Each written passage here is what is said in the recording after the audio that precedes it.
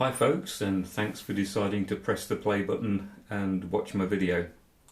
First of all, let me say thank you so much for all the recent likes and comments that you've given me, and all the new subscribers. And maybe if you're not already subscribed, if you like what you see, you may consider hitting that subscribe button and the little bell so that you'll get notified as soon as I load some new videos up. So with the advertising out the way, let me crack on and show you how I recreated my cover version of West End Girls by the Pet Shop Boys. Quite a tricky one to do, this one, so it's going to take some explaining, I think, but well, let's give it a try. So first off, the tempo is, for this cover version at least anyway, I've set it to 113 beats per minute. That's 113 beats per minute, and it comprises of 9 sequences. Number 10's lit up for some reason, but that's an old version of Autobahn on this, so there's just the 9 sequences. But it's quite tricky the way these sequences work, because a lot of them actually, where one sequence ends, the end of one sequence is the beginning of the next one. If you follow me, you may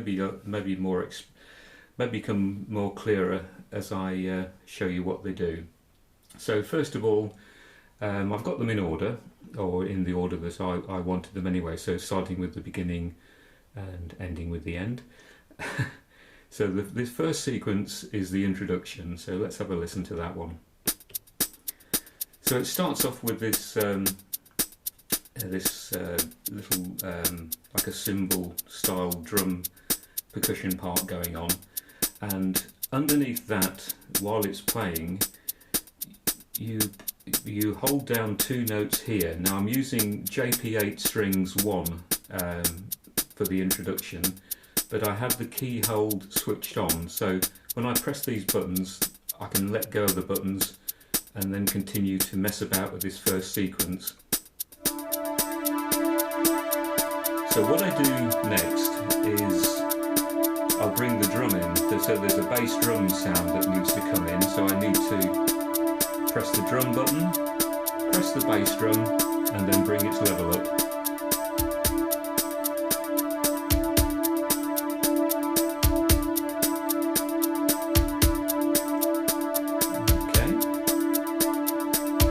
This is done a lot quicker in the version, and then we bring the synths back in again.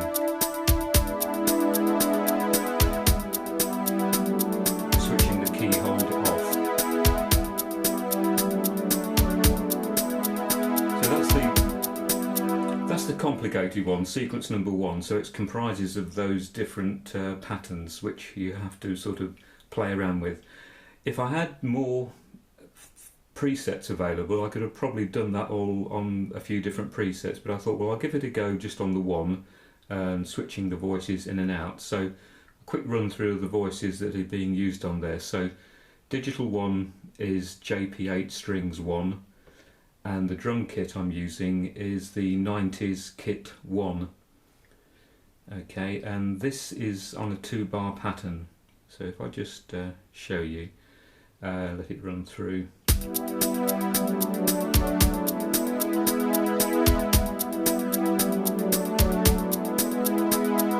So that's sequence number 1. Sequence number 2 continues on from sequence number 1.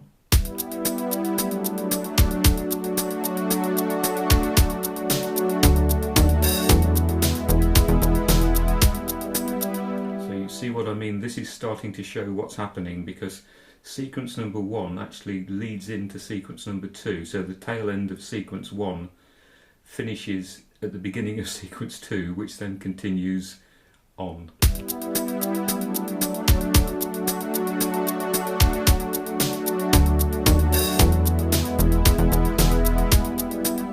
Which then continues into sequence 3.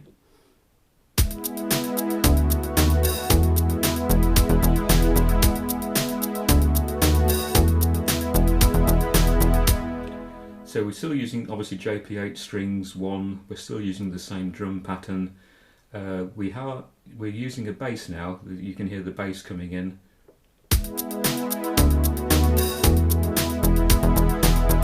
And the bass that I'm using is the filter envelope BS, or bass 1, filter envelope BS1. That is the bass sound that you're hearing. So that's the third sequence. The fourth sequence, I needed to create a gap between where that sequence ends and the main verse of the song begins, because there's a 1 bar break that appears between the two. So this 1 bar break sounds like this.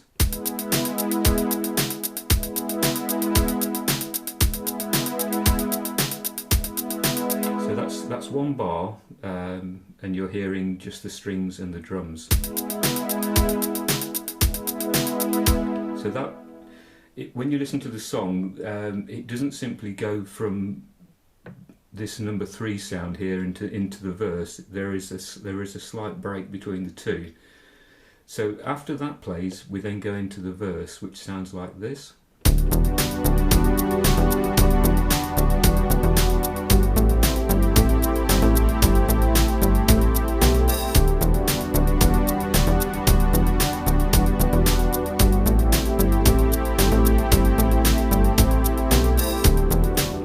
Is a completely repeating sequence, so there's 4 bars there repeating, which is good because it does repeat twice in the song. Now from there it goes into the chorus, which is on sequence 6, or starts on sequence 6 I should say.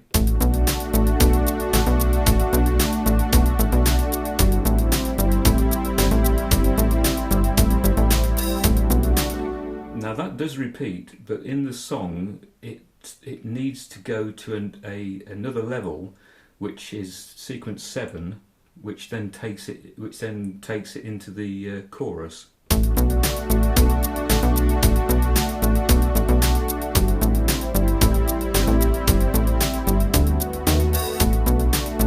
do you hear that those notes at the end as it leads into the chorus, which is on sequence number 8?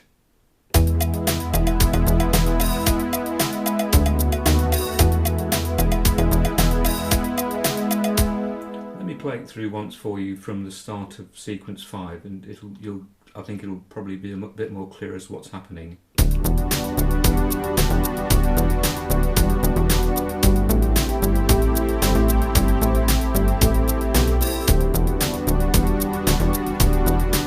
5 is played twice. Now we're going to sequence 6.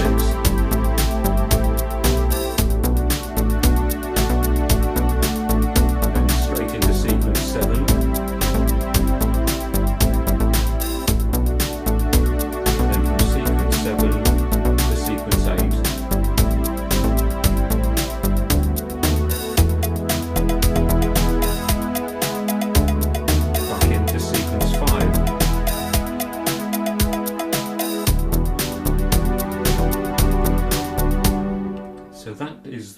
Is the main sort of basis of the song, how I created these sequences. At the very end we go into sequence 9, which then leads out of the song. It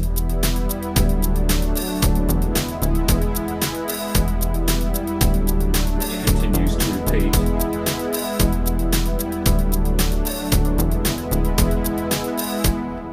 Okay, so we're already nearly just over 9 minutes in, and I've not really explained much to you. So let's have a go at breaking the sequences down. So the drum sequence. So the drum sequence for sequence number 1. Let's have a look at that to start with.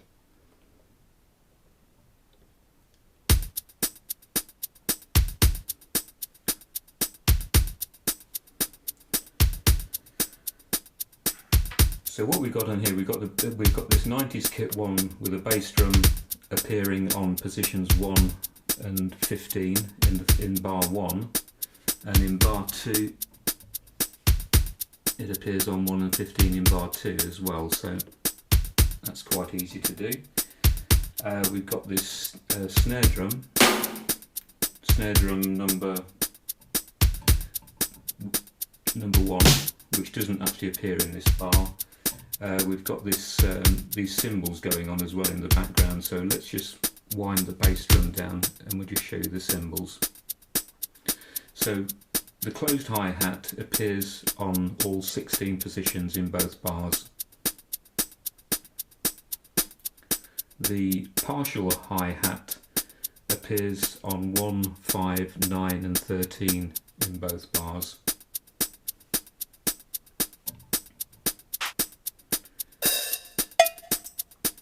The percussion 2 appears on 5 and 13 in both bars. We'll just turn all those down.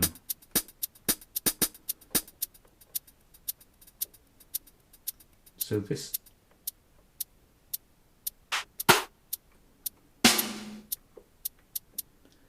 we've got this other one here, this one called, it's actually called other 1, and that appears on 3, 7, 11 and 15.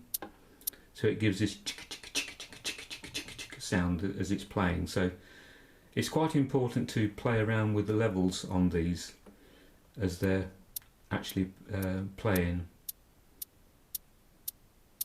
This one is quite a quiet sound, and then with the closed hi-hat, just bringing it up slightly. Then with the partial hi-hat, it's starting, you're getting that sound.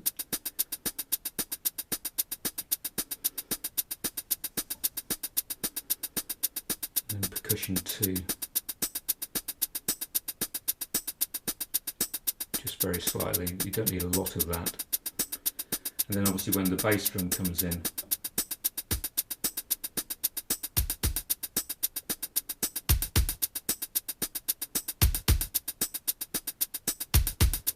what I'll do, I'll try and do this in some sort of tablature form in the description of the video. It may be useful to you if you want to have a go at it yourself. Okay,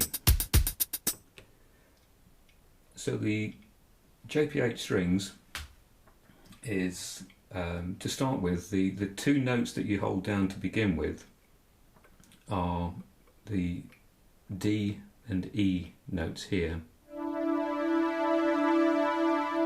It creates that sort of very clashy sort of, almost like a siren type sound. It sounds good when you bring the drums in.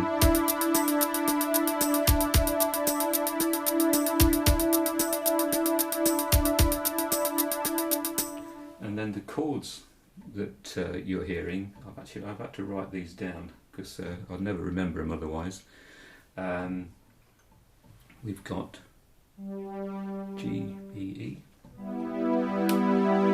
So the first chord is G, B, E, it's a G chord. Then it goes down to D, A and F sharp. Then it goes to G sharp. No, hang on a minute.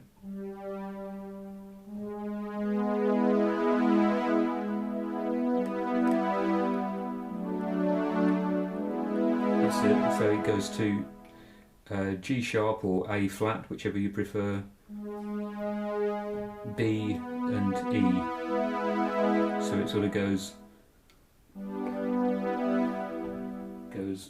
west and girls. So those are the notes that you hear, or the chords that you're hearing playing, which are stored in the sequencer.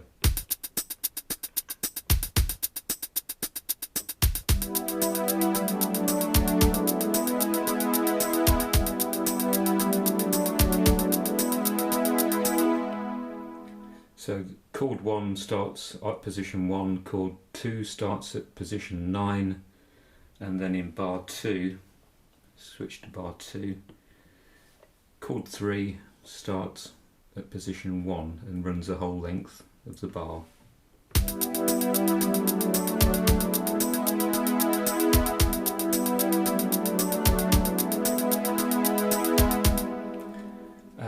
those chords, that chord pattern continues into the next sequence. So let's go to sequence number 2.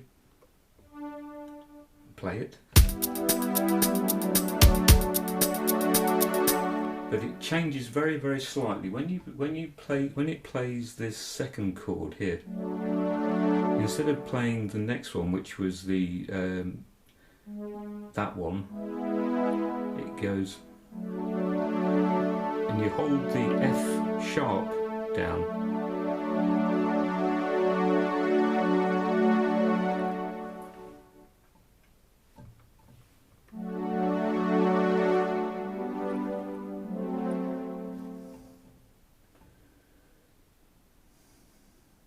I'm just consulting my notes here.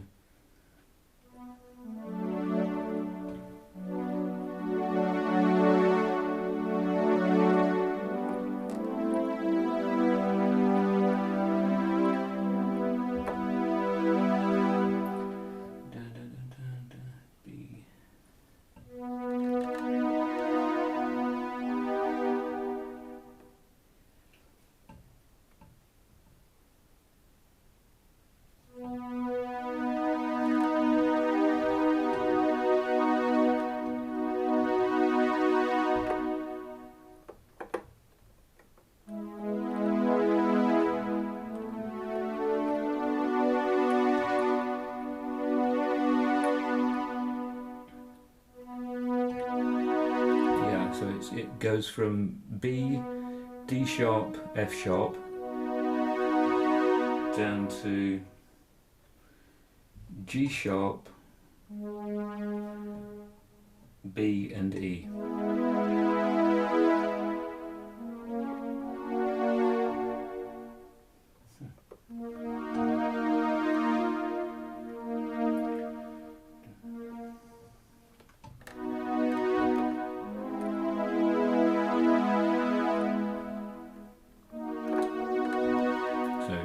B, D sharp, F sharp, G sharp, B and E. I'll write these down in the notes, it may be helpful. It's so I'm not much of a musician to be able to write things down, but I know what they sound like and I can play about with the sounds and to get them to sound right for me. So let's just hear that one.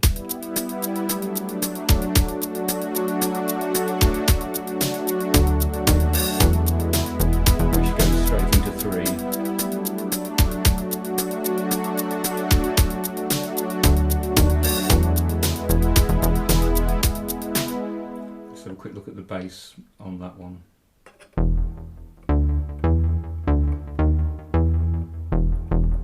So it's playing D, D sharp, E, down to E.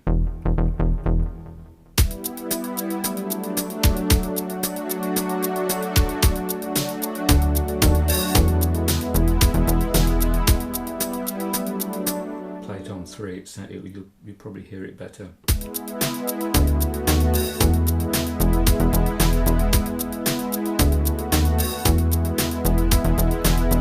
take the drums out.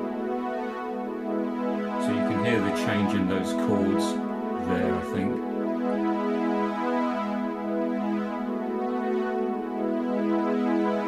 So there's one chord on there.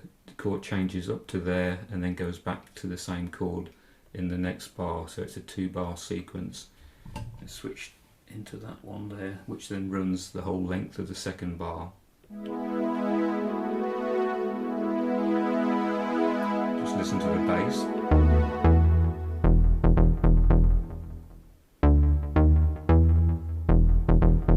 Listen to the drums.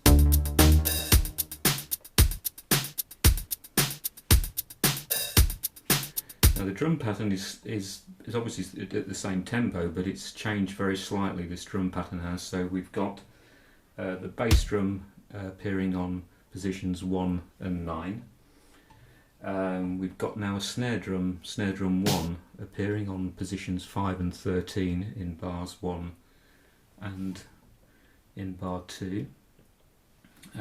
We've got the partial hi-hat on positions 1, 5, 9 and 13 in both bars.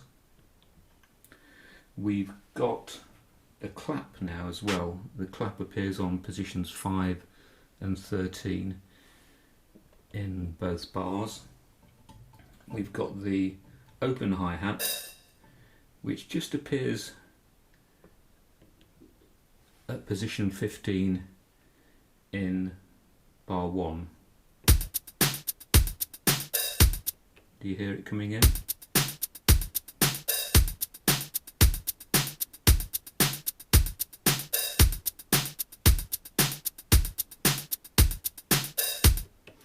And we've got closed hi-hat appearing on every position but 16. Leave it off for 16 in bar 1 but not in bar 2. In bar 1, because you've got that open hi-hat on 15, it needs to be left off, otherwise that you don't hear the ring on that open hi-hat. And what else we got? We've got other 1 again appearing on 3, 7, 11 and 15. This is giving that chicka chicka chicka chicka sound. And percussion 1. Now percussion 1 isn't on this particular sequence, but you'll hear it on the chorus, that cowbell sound. So let's continue.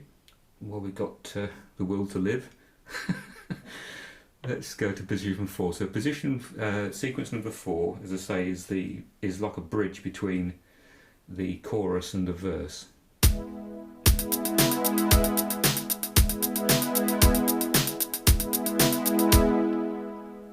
So that let's just try and work out what the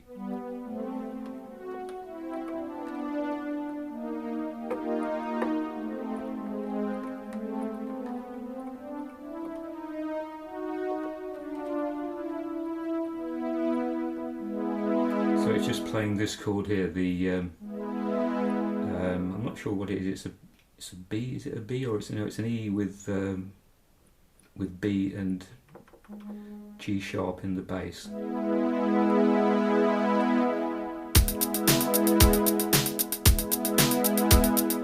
So just playing for 1 bar. So that bridges then into sequence number 5, which is the main verse.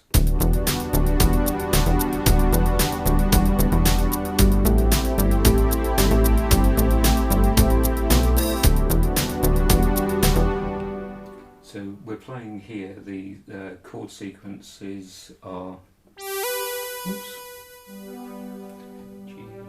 B.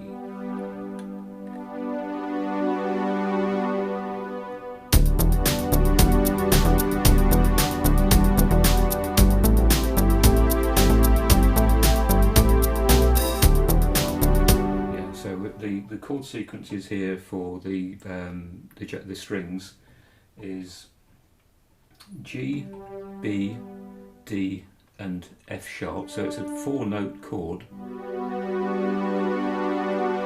that then goes to A, C, E and G. Just play them by themselves.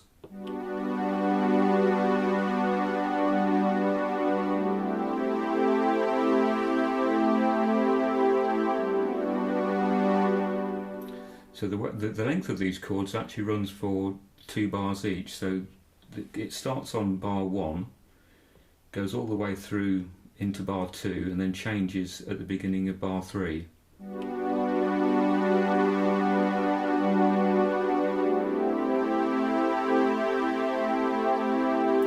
But it's just those 2 chords which then repeat for the start of the verse. Right, the bass, again, the bass is very similar to what you heard before.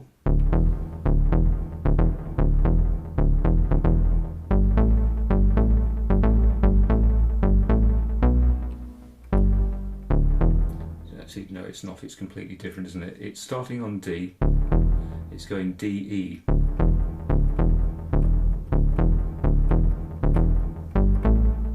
G, A, and then finishing on a B through as it plays through the chords. Let me just see if I can play it in for you.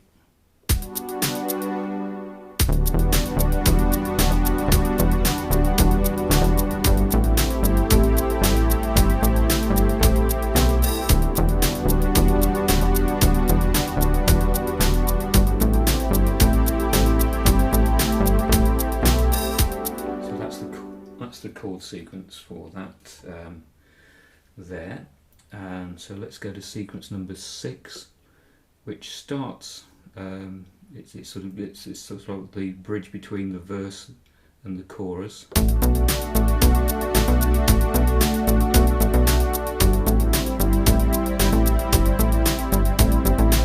We'll start with the bass this time. Oops.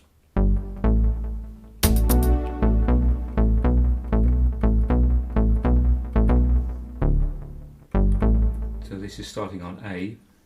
So I'm going to just play it in for you.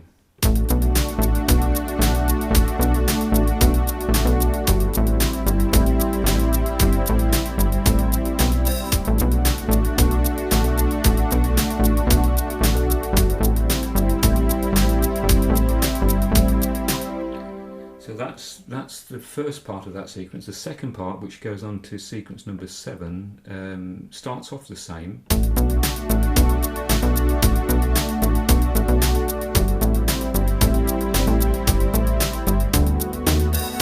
So it's starting to go, you hear sort of like West End, and then the Girls comes on sequence number 8. So it's just recap the chords. I didn't give you the chords, did I, for the strings? So those chords, those second lots of chords, is A, D and F sharp, going down to G, C and E. Let's play them isolated for you. Sorry, there we go.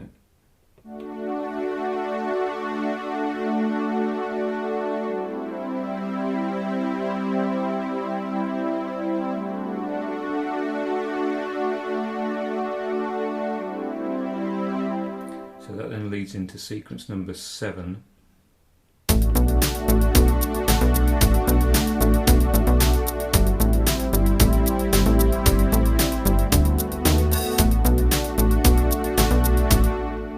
So it's going into West End Girls again, so it's going into this oops.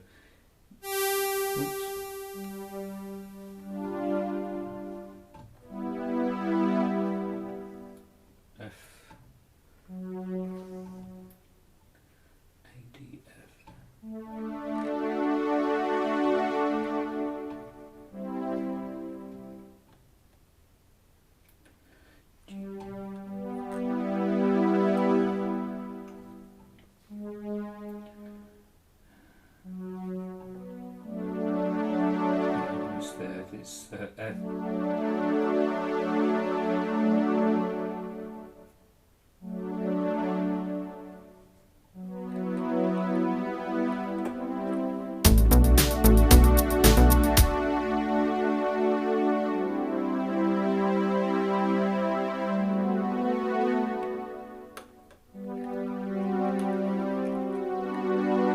Yeah, just putting the F sharp in the end at the end.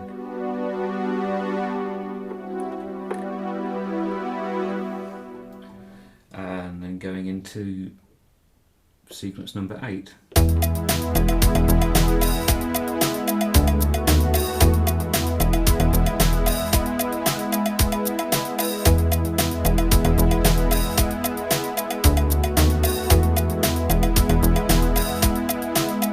Now you can hear the cowbell coming in the drum sequence to show you where the cowbell comes in.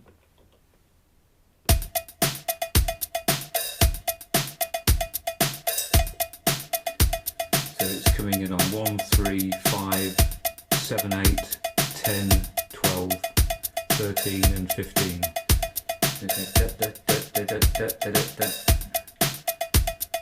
Any fans of cricket will recognise that.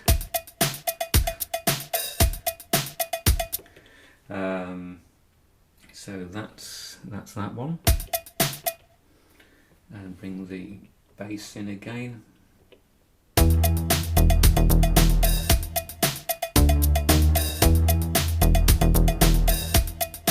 So the bass is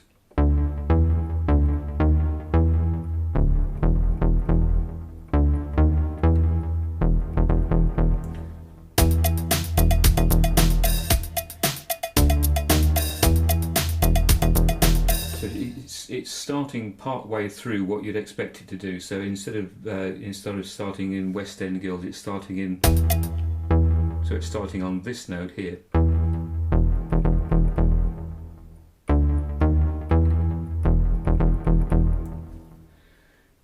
Tricky to explain. I see we've already run 30 minutes, so if you're still here, well done. I can't make it any quicker, I don't think. Let's see how we go. So we're on sequence number 8 now. When sequence 8 plays, it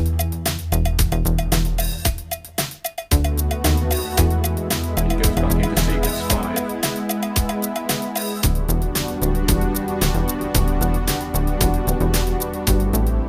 So that plays through a few times. There is a like a little bit of a lead break going on in the chorus where I play. Actually playing this old synthesizer down here, this old Juno D, and it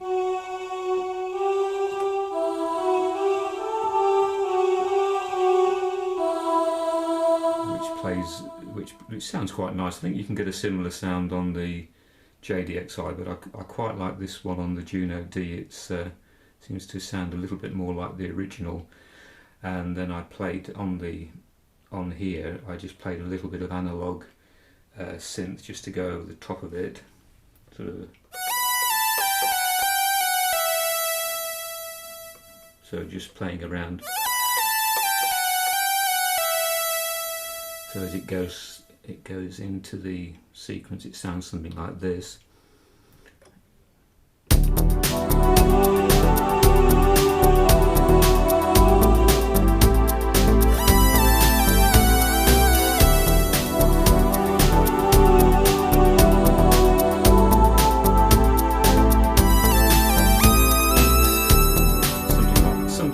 Anyway, you have to forgive me. So I've got my hands around this blessed tripod. It's the only way I can do this. So that's that. Also, while I'm playing the song, I did actually play this synthesizer in as well, so you hear it sort of playing.